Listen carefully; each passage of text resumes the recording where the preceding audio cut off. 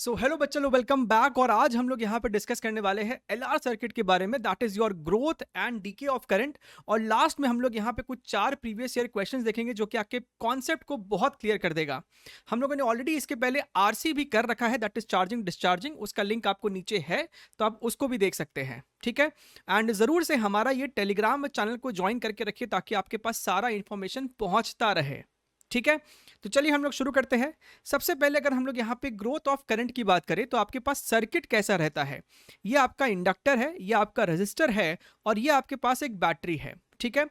इसका जो potential difference है that is your V naught, और समय शून्य पे हमने स्विच को क्लोज कर दिया है। ठीक है। तो फिर क्या होगा, कुछ समय बाद मान लेते हैं सर्किट में आई करंट जनरेट हो गया है। ठीक है। धीरे धीरे सर्किट में जो आपका करंट है वो ग्रो करना शुरू कर देगा। तो जब आपका सर्किट में करंट आई है उस समय इस इंडक्टर के अक्रॉस पोटेंशियल डिफरेंस मान लेते हैं VL है, और इस रेजिस्टर के अक्रॉस VR है। तो एक बात तो तय है कि VL प्लस VR ही आपका V नॉट के बराबर होना चाहिए। और आप जब ये इक्वेशन लिखोगे तो VL का फॉर्मूला क्या होता है, LdI/dt, राइट। आपने ये पढ़ा होगा EMI चैप्टर में। ठीक है। और VR आपका होता है I/R by Ohm's law, right. आप इसको रीअरेंज करेंगे और फिर इंटीग्रेट करेंगे। जब आपका समय शून्य था तो सर्किट में करंट भी जीरो है, और जब टाइम टी है तो आपका सर्किट में कोई जनरल करंट आई है। आप इसे इंटीग्रेट करेंगे, ये आपका रिजल्ट निकल के आएगा जो आपको हमेशा याद रहना चाहिए। ठीक है। इसके सवाल आसान होते हैं लेकिन बच्चों को तकलीफ आता है टर्म्स को समझने में। ध्यान से अगर आप यहाँ पे इस इक्वेशन को देखें, if you put t equals to infinity, अगर आपने t टेंडिंग टू इन्फिनिटी यहाँ पे पुट किया तो ये पूरा टर्म आपका जीरो हो जाएगा और आपके पास i जो है वो v नॉट बाई आर के बराबर होगा। यानी कि स्टेडी स्टेट कंडीशन में बहुत समय बाद सर्किट में करंट कांस्टेंट हो जाता है, and that is your V naught by R, that is the maximum current in the circuit. ठीक है। और आपका ये जो L बाई आर होता है, अगर आप इस कैपिटल R को डिनोमिनेटर में ले जाओगे तो आपका L बाई आर बनेगा। इसी को हम लोग यहाँ पे कहते हैं टाइम कांस्टेंट, और इसका यूनिट भी आपका सेकंड होगा। तो ये भी आपको डायमेंशन वाले चैप्टर में फायदा दे सकता है कि L बाई आर का जो रेशियो है उसका डायमेंशन, उसका यूनिट आपको सेकंड होगा। ठीक है। अच्छा, अब ग्रोथ ऑफ करंट का आपका जो ग्राफ होता है वो बिल्कुल आपका चार्जिंग वाले ग्राफ के जैसा होता है कि धीरे धीरे आपका ये बढ़ना शुरू करेगा और t टेंडिंग टू इन्फिनिटी पे ये आपको I नॉट के बराबर पहुंच जाएगा। अब यहाँ पे भी आपको एक रिजल्ट याद रखना है, that at t equals to 1 time constant, यानी कि जब आपका समय L बाई आर के बराबर हो चुका होगा तब 63% करंट सर्किट में आ चुका है, राइट। 0.63 I not. ठीक है। अब यहां पे भी आपके पास कुछ एक दो की पॉइंट्स है जो कि आपको ध्यान में रखना है। अगर हम यहां पे इस करंट के इक्वेशन को देखें, if you put t equals to zero, तो आप पाएंगे कि आपका जो ये I है वो जीरो के बराबर है। यानी कि समय शून्य पे सर्किट में कोई करंट ही नहीं फ्लो करने वाला है, विच मींस आपका जो ये इंडक्टर है it is going to behave as an open circuit. यानी कि अगर आपके पास कोई सर्किट है और आपसे पूछता है कि समय शून्य पे सर्किट में करंट बताओ, तो जहां जहां इंडक्टर सर्किट में बना हुआ है वहां वहां से इंडक्टर को हटा के इस तरीके का एक ओपन गैप क्रिएट कर दीजिए, यानी कि यहां पे कोई भी करंट नहीं फ्लो कर पाएगा। और अगर हम t टेंडिंग टू इन्फिनिटी की बात करें which is your steady state condition, तो उस कंडीशन में आपका जो ये इंडक्टर है it behaves as a plain wire, it behaves as a conducting wire, क्योंकि हमारे सर्किट में करंट हो जाता है v नॉट बाई आर, यानी कि एज इफ कि सर्किट में कोई इंडक्टर है ही नहीं, वो एक प्लेन वायर की तरह बिहेव करता है। तो ये दोनों चीज भी आपको प्रॉब्लम सॉल्विंग में हेल्प कर सकता है। क्लियर है एकदम। चलिए बात करते हैं हम लोग यहाँ पे डीके ऑफ करंट की। तो डीके ऑफ करंट में क्या यहाँ पे फंडा है कि आपके पास ऑलरेडी एक सिस्टम है यहाँ पे जहाँ पे इंडक्टर के through I not current flow कर रहा था। ठीक है। आपने समय शून्य पे सर्किट को क्लोज करा होगा। अब क्या होगा कि धीरे धीरे ये जो आपका आई नॉट करंट है वो डीके करना शुरू कर देगा। मान लेते हैं किसी जनरल टाइम टी पे सर्किट में आई करंट है और उस समय इंडक्टर के अक्रॉस पोटेंशियल डिफरेंस VL है और रेजिस्टर के अक्रॉस VR है। अब यहाँ पे आप देख सकते हैं दोनों आपस में पैरेलल में है, तो आप कह सकते हैं कि VL और VR आपस में बराबर होगा। लेकिन अब आपका जो VL है वो माइनस LdI/dt होगा, क्योंकि आपका ये जो करंट है वो डिक्रीज कर रहा है। सो dI/dt itself is a negative term, इसलिए सिर्फ मैग्नीट्यूड जानने के लिए हमने यहाँ पे एक और माइनस साइन भी बाहर में लगा दिया, and that is equal to I into capital R। Clear है एकदम। अब यहाँ पे आप चीज़ों को रीअरेंज करेंगे, आप फिर से इंटीग्रेट करेंगे। समय शून्य पे सर्किट में आई नॉट करंट था और किसी जनरल टाइम टी पे सर्किट में आई करंट है। You will get this result, जो कि आपको याद रखना है, डीके ऑफ करंट का ये इक्वेशन है। I is equal to I naught E to the power minus R T by capital L, जहां पे आपका टाइम कांस्टेंट आज भी वही है, that is L by R. अगर हम इसकी ग्राफ की बात करें तो ये इस तरीके से ग्राफ होगा, और at T equals to 1 time constant circuit में जो करंट है that is your 37% of the maximum current, 0.37 I naught. Clear है एकदम, बढ़िया है। अब हम लोग यहाँ पे इसके कुछ क्वेश्चंस देखते हैं जो कि आपको बहुत हेल्प करेंगे अपने कॉन्सेप्ट को क्लियर करने में। आप चाहो तो वीडियो को पॉज करके खुद ट्राई करें और फिर आके इसका सोल्यूशन को देखें एक एक करके। क्वेश्चन नंबर 1 हमसे कहता है, और ये आपका 2019 का सवाल है, a coil of self inductance 10 milli henry right and resistance 0.1 ohm is connected through a switch to a battery of internal resistance 0.9 ohm. यानी कि सर्किट में इस समय टोटल रेजिस्टेंस कितना है, 0.1 और 0.9 दोनों को जोड़ना पड़ेगा, right. So 1 ohm is the total resistance. After the switch is closed, the time taken for the current to attain 80% of the saturation value is how much. यानी कि अगर हमने ये माना है कि सर्किट में maximum possible current I not है, तो हमसे कहता है कि 0.8 आई नॉट होने में कितना समय लग रहा है। ठीक है, तो हमारे पास तो बड़ा ही सिंपल सा सवाल हो गया। ये आपके पास ये इक्वेशन है जहां पे आई को आपको पुट करना है 0.8 आई नॉट। आपके पास टोटल रेजिस्टेंस है 1 ओम, आपके पास एल की वैल्यू है 10 मिली हेनरी। आपको इसको एसआई में कन्वर्ट करना होगा, यानी कि मिली को कन्वर्ट करना होगा, तो यहां पे आने वाला है 10 टू द पावर -2 हेनरी। आप इन डेटास को यहां पे सब्स्टिट्यूट करेंगे, राइट।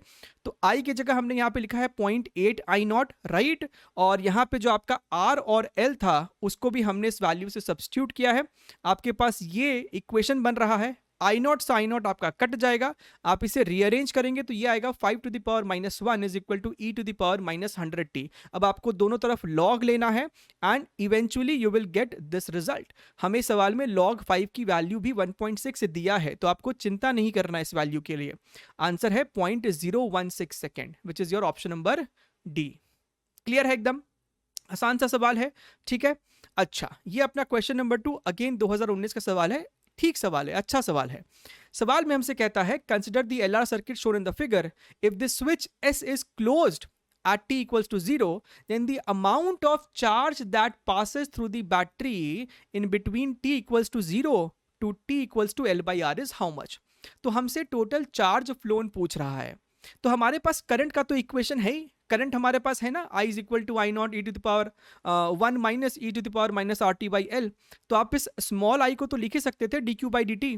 अब इस डी टी को राइट साइड ले जाओ और दोनों तरफ इंटीग्रेट मार दो, ठीक है। तो डी टी को हमने राइट साइड ले गए हैं, समय शून्य पे कोई भी चार्ज नहीं फ्लो किया है, समय एल बाई आर पे क्यू चार्ज। आप इसे इंटीग्रेट करेंगे and you will get the result.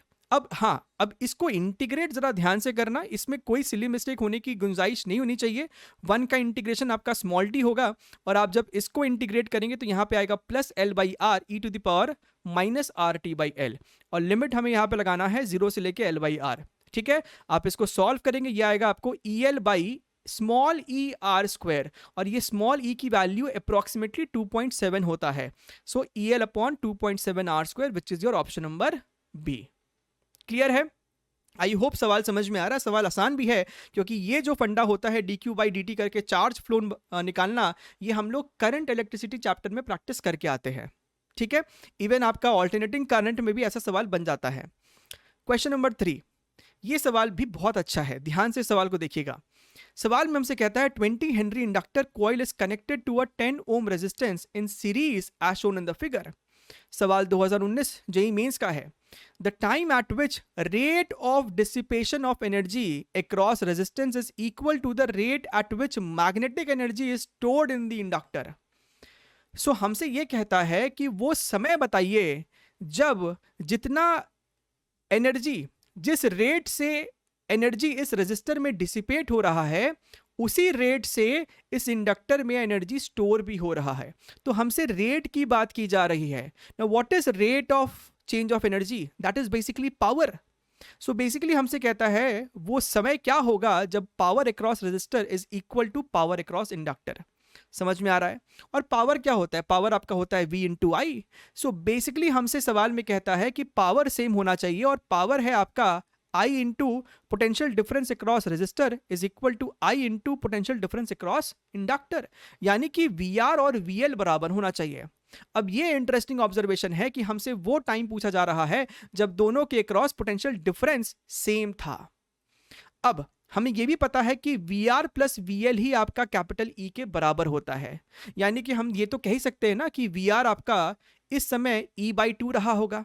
भाई जब ये दोनों VR और VL आपस में बराबर है, which means VR is nothing but half of E, right? अच्छा, अब VR क्या होता है? Potential difference across resistor is nothing but current into 10 ohm, यानी कि current into resistance. So I into R is equal to E/2, और हमें current का इक्वेशन पता है, that is I naught bracket 1 minus इतना, ठीक है? और I नॉट क्या होता है? I not is your E/R। I not क्या होता है? E/R होता है। तो आपने यहाँ पे I नॉट की वैल्यू को सब्स्टिट्यूट किया, ये कैपिटल E और ये कैपिटल E आपका कट जाएगा, ये वाला कैपिटल R और ये वाला कैपिटल R भी आपका कैंसिल हो जाएगा। Now you just need to rearrange it and get the answer, that is your 2 log 2, that is your option number C। So this is a decent question, ठीक है? क्योंकि बच्चे यहाँ पे रेट ऑफ डिसिपेशन को ठीक से इंटरप्रेट नहीं करते हैं, वो बेसिकली एनर्जी इक्वेट करने के पीछे लग जाते हैं। क्लियर है? क्वेश्चन नंबर 4 2015 जेईई मेंस का सवाल है। यहाँ पे आपको ग्रोथ एंड डीके दोनों ही होने वाला है इस सवाल में। सवाल में हमसे कहता है an inductor L is equal to 0.03 henry and resistor R is equal to 0.15 kilo ohm, यानी कि 150 ओम, right, are connected in series to a battery of 15 volt EMF in a circuit shown below. The key K1 has been kept closed for a long time. आपने इस K1 को close करके रखा है, K2 आपका open है, और आपने K1 को काफी देर तक के लिए क्लोज किया है, यानी सर्किट में स्टेडी स्टेट अचीव हो चुका है। सर्किट में एक मैक्सिमम करंट I नॉट उस समय फ्लो कर रहा है, that is nothing but E/R।